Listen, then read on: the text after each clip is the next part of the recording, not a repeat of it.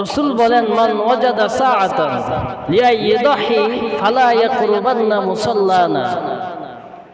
যে ব্যক্তির কুরবানি করার সামর্থ্য আছে, যদি সে কুরবানি না করে তাহলে সে যেন আমাদের ঈদগাহে না যায়। বলেন তো কথাটা কি দমকের সুরে না? কথা বুঝেন না? দমকের সুরে কিনা? হ্যাঁ, দমকের সুরে রাসূল বললেন। কি বললেন? যে ব্যক্তির সামর্থ্য আছে কুরবানি করার মতো কিন্তু সে করলো না, নবী কয় সে যেন আমাদের ঈদগাহে না যায়। এই কুরবানি কি? সাহাবায়ে কেরাম জিজ্ঞাসা করলো, ক্বালু ফামা লানা ফিহা ইয়া রাসূলুল্লাহ। এ নবী, আমরা যে কুরবানি করি এটা কি জিনিস? কুরবানিটা মূলত কি? তো দেখেন রাসূল কি উত্তর দিলেন। আমরা তো কুরবানি বলতে বুঝি বাজার থেকে পশু কিনে এনে জবাই করা, এর নাম হলো কুরবানি, যেটা আমরা বুঝি। কিন্তু নবী এটা বলেন নাই যে বাজার থেকে পশু কিনে এনে জবাই দিবা, এর নাম কুরবানি না। কি বলেন শুনেন, সুন্নাত আবিকুম ইব্রাহিম। ও সাহাবারা, এই কুরবানি হলো ইব্রাহিম নবীর সুন্নাত। এখানে বোঝার বিষয় হলো কুরবানি বলতে আমরা বুঝি কি? পশু জবাই দেওয়া না। তো রাসূল এটা বলতে পারতেন না, তো বাজার থেকে তোমরা কি করবা? পশু ক্রয় করে এনে জবাই দেবে, এর নাম হলো কুরবানি। কিন্তু এই কথা না বলে বললেন কি ইব্রাহিম নবীর সুন্নাত। তো সুন্নাতটা কি? ইব্রাহিম নবী তো ইতিহাস আমরা তালাশ করিয়া দেখি ইব্রাহিম নবীর সন্তানকেও তো জবাই করতে পারলেন না। তো ইব্রাহিম নবীর সুন্নাতটা কি? সুন্নাতটা আমি আগে বলেছিলাম, ফালাম্মা আসলামা ওয়া তাল্লাহু লিল জাবির। সুন্নাতটা হলো ইব্রাহিম এবং ইসমাইল আল্লাহর কাছে সারেন্ডার হয়েছিল, আল্লাহর কাছে আত্মসমর্পণ করেছিল। এটাই হলো ইব্রাহিম নবীর সুন্নাত। এই পশু জবাই করা সুন্নাত না। আজকে আমরা তো গরুকে জবাই দেই কিন্তু নিজের নফসকে জবাই দেই না। তাহলে সাহাবায়ে কেরাম জিজ্ঞাসা করলো, ক্বালু ফামা লানা ফিহা ইয়া রাসূলুল্লাহ। নবী কয় সুন্নাতু আবিকুম ইব্রাহিম। সাহাবায়ে কেরাম আবার প্রশ্ন করলেন, ক্বালু ফাসসুফু ইয়া রাসূলুল্লাহ। ও নবী, কুরবানি দিলে লাভ কি? কোনো ফায়দা আসেনি? নবী কয় কুরবানির প্রতিটা পশমের বিনিময়ে একটি করে নেকি রহিয়াছে। যেই তাহলে সুবহানাল্লাহ কইছেন, সবের দরকার নেই, আরো জোরে করলে সুবহানাল্লাহ।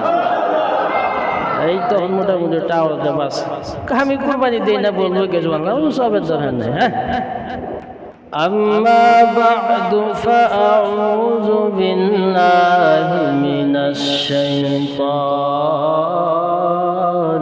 রাজীম।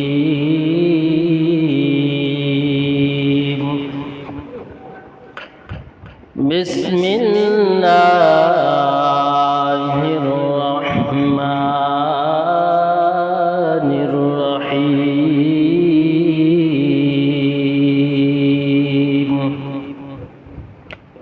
লান ইয়ানালাল্লাহা লুহুমুহা ওয়ালা দিমাউহা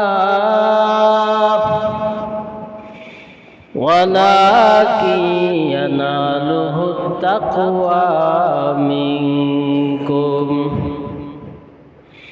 কাযালিকা সাখখারাহা লাকুম লিতুকাব্বিরুল্লাহা আলা মা হাদাকুম ওয়া বাশশিরিল মুহসিনিন।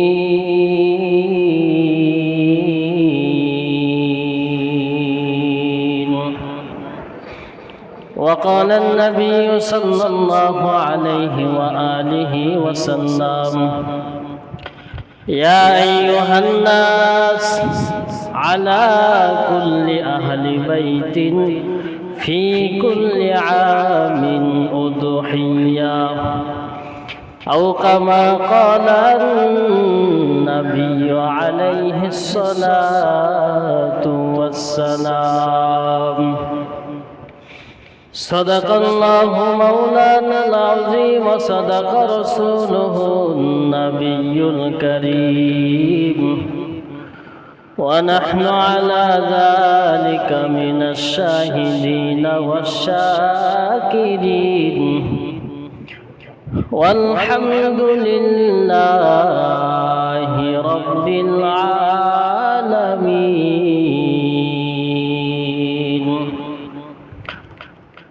সুবহানাকা লা ইলমা লানা ইল্লা মা 'আল্লামতানা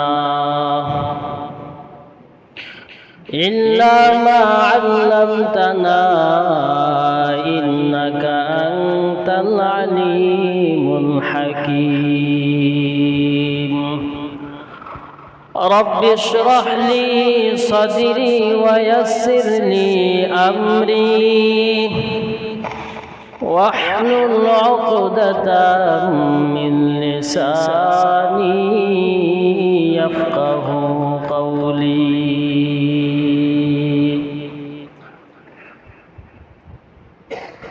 मैं दूर हाँ मजबूर हाँ ऐ सैयद आलम,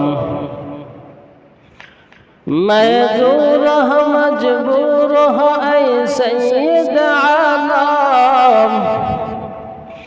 दीदार दिखा दे नहीं आवाज सुना दो,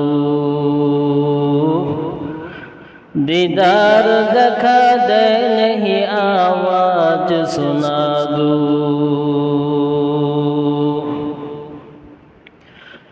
یک چشم زدن غافل ز شاه نباشی،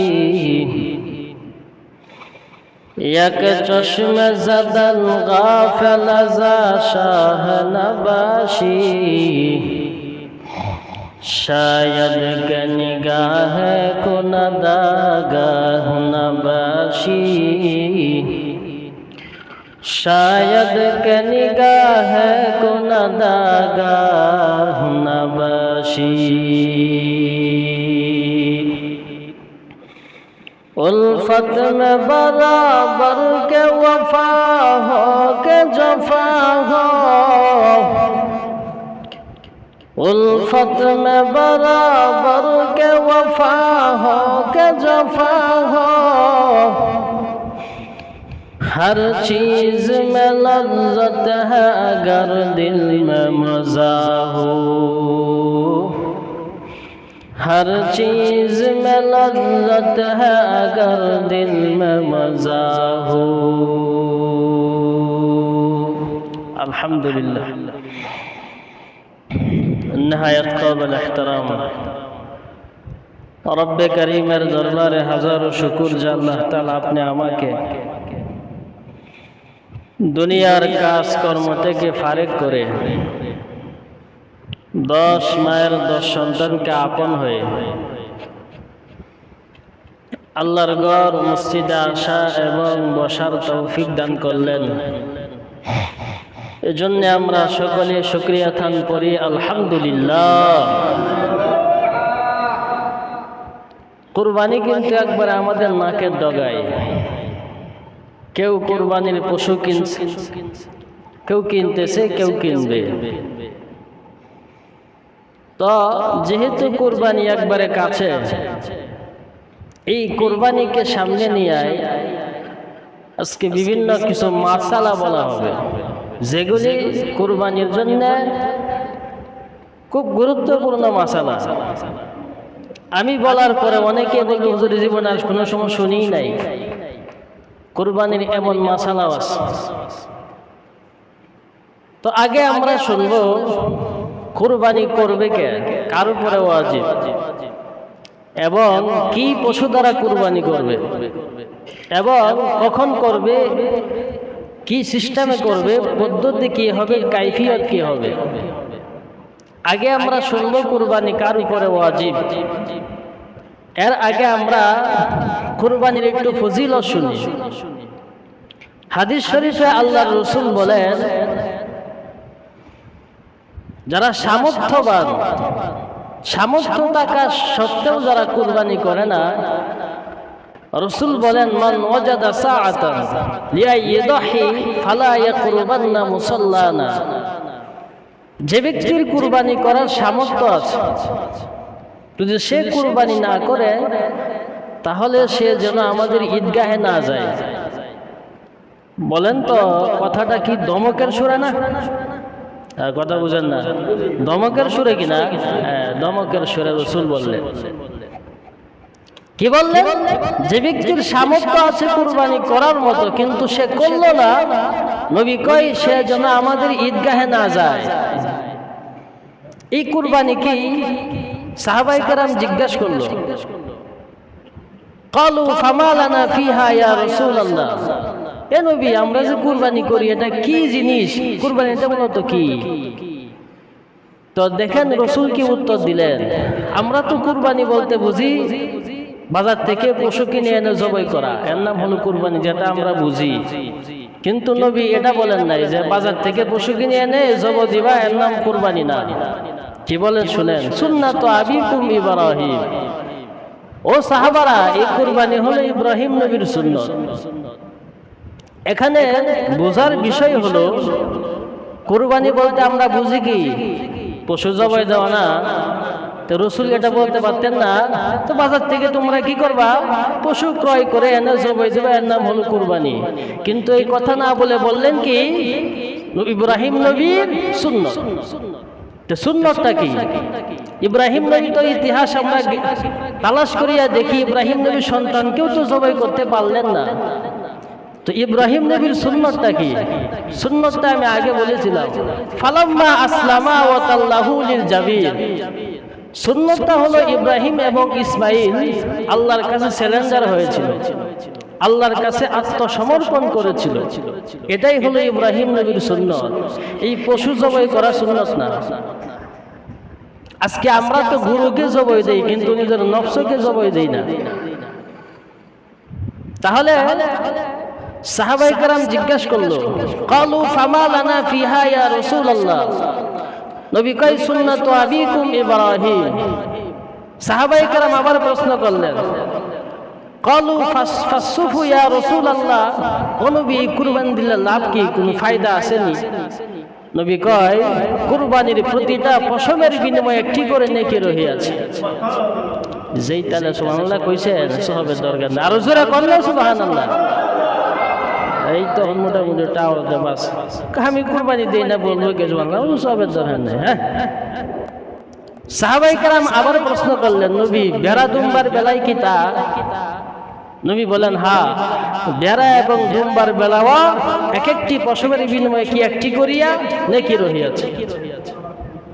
তাহলে এত বড় ফজিলতের কাজ, সওয়াবের কাজ করা দরকার না? দরকার। এবার আসুন তো কে কে করবেন? কুরবানি কার উপরে ওয়াজিব? 52.5 ভরি রূপা। কত ভরি? 52.5 ভরি। 52.5 ভরি রূপার যে মূল্য, যে এই পরিমাণ টাকা কারো হাতে থাকে, রূপার দাম তো বাড়ে কমে, এই বাড়তেছেই কমতেছে। স্বর্ণের রূপার দাম কি বাড়ে? তো বর্তমান সমাজে একটা হিসাব করিয়া দেখা গেল 1,68,500 টাকা। কত? 1,78,500 টাকা। এই 1,78,500 টাকা যার কাছে 10 তারিখের ফজর থেকে নিয়ে 12 তারিখের আসর পর্যন্ত থাকবে, তার উপরে কি কুরবানি ওয়াজিব? এখন সমাজে তো যার উপরে ওয়াজিব সেও দেয় যে গরিব। আমি এমন কথাও শুনছি, ব্যাংক থেকে কিস্তি হেনে তারপরে কুরবানি দিছে, এমন লোক সমাজে আছে। কারণ গোশত খাইতে হবে, আর বাচ্চারা তাকায় থাকবে, করবো কি? তাহলে কুরবানি কার উপরে ওয়াজিব? যে সাহেবে নেশাব, নেশাব পরিমাণ কি আছে, তার সম্পদ আছে। যার উপরে যাকাত ফরজ তার উপরে কুরবানি ওয়াজিব। যাকাত ফরজ হয় একটা মাল হাওলানে হাউল, 1 বছর কি হওয়া লাগে, অতিক্রম হওয়া লাগে। একটা মালের মালিক কতদিন থাকতে হবে? 1 বছর। 1 বছর হওয়ার পরে এই মালের উপরে কে আসে? যাকাত আসে। কিন্তু কুরবানির বেলা পুরাটাই ভিন্ন। 10 তারিখের ফজর থেকে নিয়ে 13 তারিখের আসর পর্যন্ত, 12 তারিখের আসর পর্যন্ত যদি তার হাতে নেশাব পরিমাণ মাল থাকে, তাহলে তার উপরে কুরবানি করা ওয়াজিব। কথা বুঝতে আরো কোনো ঝামেলা আছে? কথা বুঝেন না? এই পরিমাণ টাকা 1-1.5 লাখ টাকা কারো কাছে নাই, ব্যাংক ব্যালেন্স নাই, জায়গা জমি নাই, প্রয়োজনের অতিরিক্ত এই ঘরের মধ্যে সামানের অভাব নাই, যেটার দরকার নাই অনেক ঘরের মধ্যে গিয়ে দেখবেন সাজায় রাখছে শখে শখে। তো এগুলার প্রয়োজনের কি অতিরিক্ত, যেগুলার দরকার আসবাবপত্র নিত্যদিনের প্রয়োজনীয় লাগে, এইগুলা বাদ দিয়ে যে মালামাল আছে এগুলাও নেশাবের অন্তর্ভুক্ত হবে হিসাব করলে। এবার আসুন তো কুরবানি ওয়াজিব হয়ে গেলে করবেন কি দিয়া? কুরবানি হলো 4 প্রকার। কত প্রকার? ঘুমাই কত প্রকার? কত প্রকার? 4 প্রকার। ওয়াজিব কুরবানি, নফল, এরপরে হলো মান্নতের, এরপরে ওসিয়তের কুরবানি। ওয়াজিব কুরবানি যেটা সামনে আসতেছে। নফল কেউ নিয়ত করছে আমি একটা পশু জবাই করব আল্লাহর রাস্তায়, বাস আল্লাহর নামে কি করব? জবাই দিব। এটা হলো নফল, এটা যে কোনো সময় করা যায়। আরেকটা হলো মান্নত করছে। দেখবেন সমাজে অনেকের গুরু অসুস্থ হয়ে গেলে মরে মরে বাপ আল্লাহ যদি বাঁচা না হয় তোমার রাস্তায় এটা কি করলাম? মান্নত করছে, জবাই করিয়া দেব। আল্লাহ রাস্তায় কি করছে? মান্নত করছে। আর একটা হলো ওসিয়ত করছে, কেউ মারা যাবে এর আগে বাস ওসিয়ত করছে আমার পক্ষ থেকে একটা কুরবানি করিয়া দিও। এই ওসিয়ত করে যাওয়ার পরে অবশ্যই কুরবানি যদি তার মাল থাকে, যে ওসিয়ত করছে কুরবানি করার কি আছে? মাল আছে, এবং তার কাছে কেউ টাকা পাবে না, তাহলে এই ওসিয়তটা পূরণ করা কি তার জন্য ওয়াজিব হয়ে যাবে ওয়ারিসিনদের জন্য। তাহলে কুরবানি কত প্রকার? 4 প্রকার। এবার আসুন তো কি পশু দিয়ে কুরবানি করবেন? কুরবানির পশু হলো 6 প্রকার। কত প্রকার? কুরবানির পশু কত প্রকার? 6 প্রকার। পশু দিয়ে কি করা যায়? কুরবানি করা যায়। উট, গরু, মহিষ, ভেড়া, দুম্বা, ছাগল, এগুলা হলো কি কুরবানির পশু। উটের বয়স লাগে 5 বছর, মহিষ এবং গরুর বয়স লাগে 2 বছর। কত বছর? 2 বছর। দুম্বা, ভেড়া, ছাগল এগুলার বয়স হলো 1 বছর। কত বছর? 1 বছর। তো সমাজের মধ্যে দেখবেন বাজারে গরু কিনতে গেলে দাঁত দেখে, দেখে কি দেখে না কেউ? গরুর ব্যাপারে দাঁত দেখলে বয়স নির্ণয় করা যায় না? 2 দাঁতে কত বয়স? মোটামুটি কত বছর হতে পারে একটা পশু? 2 বছর হয়। মোটামুটি একটা দাঁত যদি 2টা ভরে একটা কি আইডিয়া হয়ে যায় পশুটার বয়স কত হবে? 2 বছর হবে। এখন তো বর্তমান ডিজিটাল জামানা, এই 1 বছরের বাছুর দেখবেন ভিটামিন খাওয়ায় বাস মোটা তাজা বানায়। বাজার থেকে গরু কিনতে গেলেও বিপদ, কারণ 2 বছর হয় না। বিশেষ করিয়া বিদেশি গরুগুলো আছে না কস, এইগুলার 1 বছরের বাছুর তুই ভালো করে খাওয়া মাশাআল্লাহ দেখতে 5-6 বছরের মনে হয়। এজন্যই বিশেষ করে গরু কিনতে গেলে বড় সাবধান, আগে বয়সটা জিজ্ঞাসা করবেন। দাঁত পড়লে তো কোনো কথাই নাই, তুই দাঁত না পড়ে থেকে জিজ্ঞাসা করবেন ভাই বয়স কত? তো মিথ্যা কথা বলে, কয় রে 3 বছর হয়ে গেছে বেচার লাগে। বেশি করে গরু ব্যবসায়ীরা কি আইনারে কইছি না, আবার গরু ব্যবসায়ীরা কইছি। তো এগুলা কি দেখতে হবে? বয়স দেখতে হবে। তো গরু, উট, মহিষ এই 3 পশুর মধ্যে 7 নাম চলে। কয় নাম? কত নাম চলে? 7 নাম চলে। ছাগল, দুম্বা এবং কি ভেড়া এগুলোর মধ্যে এক একজনের এক নামই চলে, একের অধিক চলে না। তো গরুর মধ্যে কয় নাম চলে? কথা বলে না, কয় না? 7 নাম। কয়টা পর্যন্ত চলে? 7টা পর্যন্ত চলে। কিন্তু সবচেয়ে উত্তম হলো বকরি কুরবানি দেওয়া। কি দেওয়া? এর কারণ আছে না নাই? আপনার 7 নামে গিয়া গরু কিনছেন বাজার থেকে, তো অংশীদার কয়জন? হুজুর বেনামাজির কুরবানি হইব? অনেকে জিজ্ঞাসা করে, আছে না নাই? হুজুর অনেকে টাকা সুদ খায়, সুদ খোরার কুরবানি হইব? তো বেনামাজির কুরবানির মাসালা হইল কুরবানি কিন্তু একটা স্বতন্ত্র ইবাদত। যদি কেউ যাকাত না দেয় তাহলে তার নামাজ কবুল হবে না। যাকাত না দিলে যাকাত না দেওয়ার গুনাহ হবে, কিন্তু যাকাত না দিলে যে নামাজ হবে না বিষয়টা এমন না। কথা বুঝেন নাই? তো কুরবানি হলো একটা স্বতন্ত্র ইবাদত। যদি নামাজ না পড়ে তাহলে তার কুরবানি হবে না? হবে। যেহেতু স্বতন্ত্র ইবাদত, নামাজ না পড়লে নামাজ না পড়ার গুনাহ হবে, কিন্তু কুরবানি হবে না, বিষয়টা এমন না। হ্যাঁ, তবে এখন আরেকটা কথা আছে, যেই কথা আমি বলতে গেলে বেনামাজি বেজার হবে। বেজার হলেও কিছু করার না, আমার বলতেই হবে। ইতিহাস তালাশ করলে দেখা যায় হাবিল কাবিলের কাহিনী আমি বলি নাই, বলছি। তো হাবিল কাবিল কুরবানি করছিল কিনা? করছিল। তো কাবিলের কুরবানি কিন্তু কবুল হয় নাই, হাবিলেরটা কি হয়েছে? কবুল হয়েছে। তো হাবিল একটা কথা বলেছিল, আল্লাহ মুত্তাকিনদের পক্ষ থেকে কি করে? কুরবানি কবুল করে। তো এই আয়াত থেকে আমরা বুঝতে পাই মুত্তাকি কারে কয়? যার ভিতরে আল্লাহর ভয় আছে। কি আছে? তো যে নামাজ না পড়ে এর ভিতরে আল্লাহর ভয় আছে? কথা কয় না, এর ভিতরে আল্লাহর ভয় আছে? নামাজ না পড়লে কি আল্লাহর ভয় থাকে? মুত্তাকি কারে কয়? যার ভিতরে কি আছে? আল্লাহর ভয় আছে। তো নামাজ না পড়লে আল্লাহর ভয় থাকে? থাকে না। তো এখান থেকে আমরা জানতে পাই, বুঝতে পাই মুত্তাকিনদের কুরবানি কি হইব? কবুল হবে। আর কোরআন পড়লে দেখা যায় ফাসাল্লি লিরাব্বিকা ওয়ানহার, আল্লাহ কইছে আগে নামাজ পড়ো এরপরে কুরবানি করো। ইন্না সলাতি ওয়া নুসুকি, আগে নামাজ এরপরে নুসুক এরপরে কুরবানি। তাহলে বিষয়টা নামাজ না পড়লে কুরবানি হবে না এমনও না, তবে নামাজ না পড়লে কুরবানি হবে, কবুল হবে, তার মধ্যে সম্ভাবনা আছে, কম হতেও পারে, কবুল নাও হতে পারে। যেহেতু এখান থেকে কি আছে? দলিল আছে। তাহলে এবার আসুন, পশুর মধ্যে কয় নাম চলে? গরুর মধ্যে 7 জন, 7 নাম। এরপরের মাসালা হইল গরু কিনবেন কোন সময়? আমরা তো পারি না ঈদের দিন সকালবেলা কিনবো, সুযোগ থাকতো তো সকালে কিনতো, কারণ রাখবে কই, খাওয়াইবে কই, ঝামেলা নিবে কে? তো দেখা যায় ঈদের আগের দিন রাত্রে বা একদিন আগে কিনে। বলেন তো পশুর সাথে কোনো সম্পর্ক আছে? আবার অনেকে আছে বস এই এলাকাতে দেখে কিনে, কোচ ভাই তুমি রাখ, ঈদের দিন সকালে নেয়। বলেন তো এই পশুর সাথে মালিকের কোনো তাআল্লুক আছে?